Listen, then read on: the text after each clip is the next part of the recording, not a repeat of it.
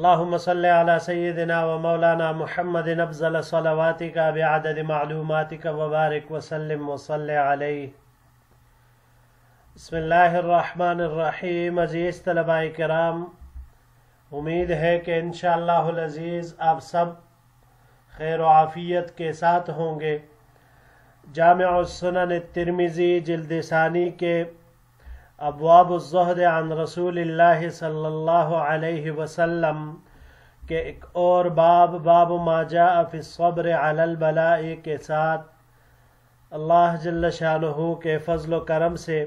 آپ حضرات کے خدمت میں حاضر ہونے کا موقع ملا.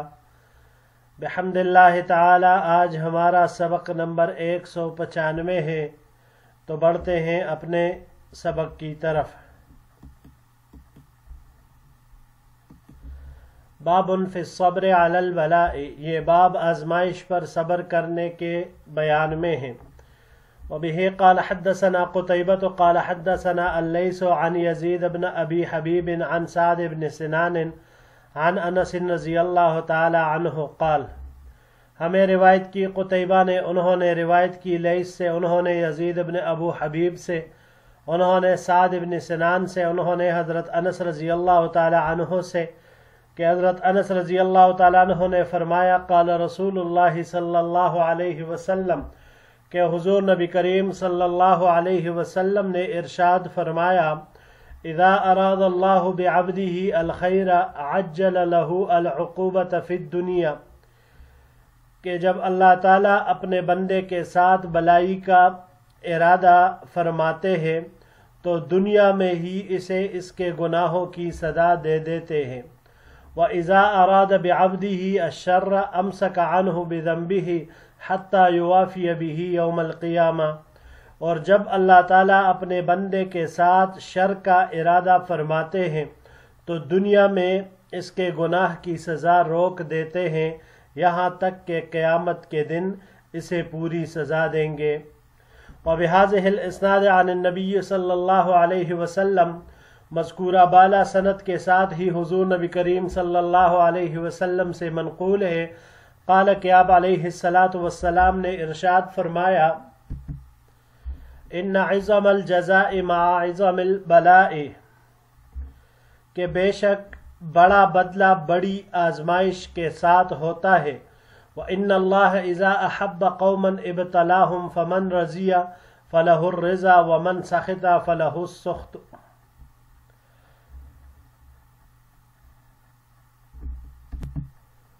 اور جب اللہ تعالیٰ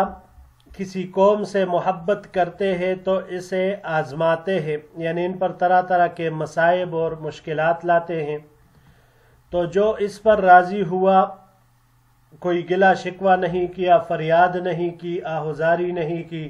جزا فضا نہیں کیا، تو اس کے لیے رضامندی ہے. اور جو ناراض ہوا یعنی اس امتحان کو ناپسند کیا تو اس کے لیے اللہ کا غصہ ہے، ناراضگی ہے، شدید عذاب ہے. ھذا حدیث حسن غریب من ھذا الوجہ، یہ حدیث حسن ہے اور غریب ہے اس طریق کے ساتھ. وبه قال حدثنا محمود بن غیلان قال حدثنا ابو داود قال حدثنا شعبة عن الأعمش قال سمعت ابا وائل يقول قالت عائشة. ہمیں روایت کی محمود بن غیلان نے، انہوں نے روایت کی ابو داود سے، انہوں نے شعبہ سے، انہوں نے اعمش سے، اعمش نے کہا کہ میں نے ابو وائل کو فرماتے ہوئے سنا کہ انہوں نے کہا قالت عائشہ، کہ اما عائشہ نے فرمایا ما رأیت الوجع علی احد اشد منہ علی رسول اللہ صلی اللہ علیہ وسلم، کہ میں نے آپ صلی اللہ علیہ وسلم سے زیادہ سخت درد اور بیماری اور کسی میں نہیں دیکھی. ھذا حدیث حسن صحیح، یہ حدیث حسن صحیح ہے. اگلے روایت کی طرف بڑھتے ہیں جی. وبه قال حدثنا قتيبة قال حدثنا شريك عن عاصم عن مصعب بن سعد عن أبيه قال قلت يا رسول الله أي الناس أشد بلاء. ہمیں روایت کی قتیبہ نے، انہوں نے روایت کی شریک سے، انہوں نے عاصم سے، انہوں نے مصعب ابن سعد سے، عن ابیہ، یعنی یہ مصعب روایت کرتے ہیں اپنے والد سعد رضی اللہ تعالی عنہ سے کہ انہوں نے کہا قلت یا رسول اللہ صلی اللہ علیہ وسلم ای الناس اشد بلاء، اے اللہ کے رسول صلی اللہ علیہ وسلم، لوگوں میں سے سب سے زیادہ سخت آزمائش کن لوگوں پر آتی ہے؟ قال الانبیاء ثم الامثل فالامثل یبتلی الرجل علی حسب دینہ۔ حضور نبی کریم صلی اللہ علیہ وسلم نے جواب میں فرمایا کہ انبیاء کرام، پھر جو ان سے قریب ہو اور پھر جو ان سے قریب ہو، آدمی کو اس کے دین کے بقدر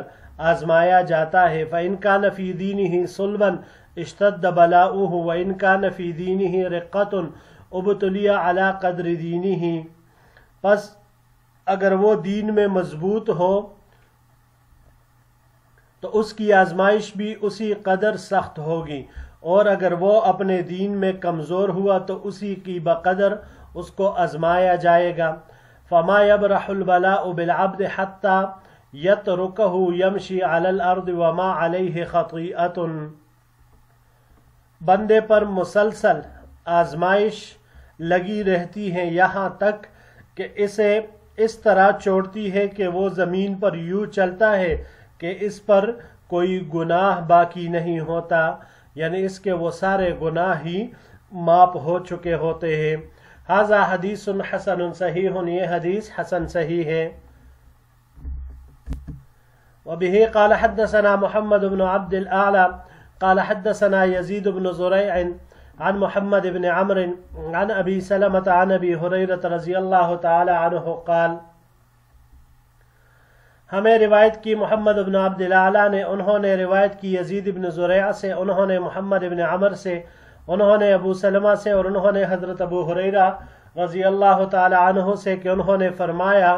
قال رسول اللہ صلی اللہ علیہ وسلم، کہ حضور نبی کریم صلی اللہ علیہ وسلم نے ارشاد فرمایا ما یزال البلاء بالمؤمن والمؤمنة فی نفسه وولده وماله حتی یلقى اللہ وما علیہ خطیئۃ، مومن مرد اور مومن عورت پر اس کے نفس یا اس کے مال کے بارے میں، اولاد کے بارے میں یا اس کے مال کے بارے میں مسلسل آزمائش رہتی ہیں، یہاں تک کہ وہ اللہ تعالیٰ سے ملاقات کرے گا تو اس پر کوئی گناہ باقی نہیں ہوگا۔ ھذا حدیث حسن صحیح، یہ حدیث حسن صحیح ہے۔ وفی الباب عن ابی ہریرہ و اخت حذیفہ بن الیمان، اس باب میں حضرت ابو ہریرہ رضی اللہ تعالی عنہ اور حذیفہ ابن الیمان رضی اللہ تعالی عنہ کی بہن سے روایت مروی ہے۔ جی عزیز طلباء کرام، مصائب پر صبر کرنا چاہیے۔ اس باب کے مذکورہ 5 روایات سے کچھ امور ثابت ہوتے ہیں۔ پہلے نمبر پر یہ ہے کہ انسان کے اوپر اللہ جل شانہ کی جانب سے جو بھی آزمائش، مصیبت، امتحان، ابتلا آ جائے تو اس پر صبر کرنا چاہیے۔ جزا فضا، گلے شکوے، فریاد، ناشکری پن کے کلمات زبان پر نہیں لانے چاہیے، کیونکہ ایسا کرنے سے اللہ جل شانہ ناراض ہوتے ہیں، اور جب اللہ جل شانہ ناراض ہوتے ہیں تو پھر اس کا غضب نازل ہوتا ہے۔ دوسری بات جو ان روایات سے ثابت ہوتی ہے وہ یہ ہے کہ جو شخص جس قدر متبع سنت اور متقی اور پرہیزگار ہوگا، اسی بقدر اس پر حساب، آزمائش، ابتلاءات یہ زیادہ آئے گی۔ کبھی اس کے نفس کے بارے میں ہوگی وہ آزمائشیں، وہ ابتلاءات، کبھی اس کے اولاد کے بارے میں ہوگی، کبھی اس کے مال و متاع کے بارے میں ہوگی۔ تو ایسے میں انسان کو صبر اور استقامت کا دامن نہیں چھوڑنا چاہیے۔ اب جتنا انسان دین میں کامل ہوگا، کمال کے ساتھ ہوگا، تو اتنا ہی اس کے اوپر آزمائشیں آئے گی، اور جتنا دین میں کمزور ہوگا تو اسی کے بقدر اس پر آزمائشیں آئے گی۔ تیسری بات جو ان روایات سے ثابت ہوتی ہے کہ ابتلاء، آزمائش اور امتحانوں سے انسان کے گناہ معاف ہوتے ہیں، تاہم اللہ تعالیٰ سے مشکل حالات اور مصیبتوں کا سوال یہ کسی بھی صورت میں نہیں کرنا چاہیے، بلکہ ہم نے پچھلے دروس میں بھی کہیں پڑھا تھا کہ حضور نبی کریم صلی اللہ علیہ وسلم نے فرمایا تھا وَلَكِنْ صَلُّ اللَّهَ الْعَافِيَةَ، اللہ سے عافیت مانگو۔ اب غیر اختیاری طور پر اگر حالات سازگار نہ ہو تو وہ ایک الگ بات ہے، اس پر صبر کرنا چاہیے، لیکن یہ نہیں ہے کہ یا اللہ میرے اوپر یہ حالات لے آؤ، یہ کرے، یہ کر، یہ کر، تو یہ اس طرح سے مانگنا یہ کسی بھی طور پر جائز اور درست نہیں ہے۔ اور چوتھی بات جو ان روایات سے ثابت ہوتی ہے نا، تو وہ یہ کہ سب سے زیادہ جو سخت حالات، امتحان اور آزمائشیں آتی ہے وہ سب سے زیادہ انبیاء کرام پر آتی ہیں، کیونکہ ظاہر سی بات ہے اگر انبیاء پر آزمائشیں نہ آتی تو پھر لوگ ان کی پرستش شروع کر دیتے، عبادت شروع کر دیتے، معاذ اللہ انہیں لوگ خدا سمجھنا شروع کر دیتے۔ اور دوسری جو اہم بات مقصود اس میں ہے وہ یہ کہ اس سے امت کو یہ درس دینا مقصود تھا کہ اگر کوئی آفت اور مصیبت تم پر آ جائے تو اس پر جزا فضا گلے شکوے نہ کرنے لگ جانا، اس پر صبر کرنا، کیونکہ یہ حالات تو انبیاء کرام کے اوپر بھی آئے ہیں۔ اللہ جل شانہ کے سامنے گڑ گڑانا، اللہ جل شانہ کے سامنے آہوزاری کرنا،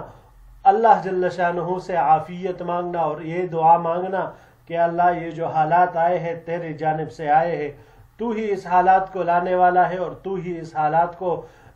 ان مصائب کو ختم کرنے والا ہے، مجھے ان آزمائشوں سے، ان مصائب سے خلاصی نصیب فرما دے۔ تو اللہ جل شانہ اس انسان کی دعا پھر قبول فرماتے ہیں اور اسے اس سے نجات مل جاتی ہے۔ بڑھتے ہیں جی اگلے باب کی طرف۔ باب ما جاء فی ذہاب البصر، یہ باب بینائی کے چلے جانے کی جزا کے بارے میں ہے۔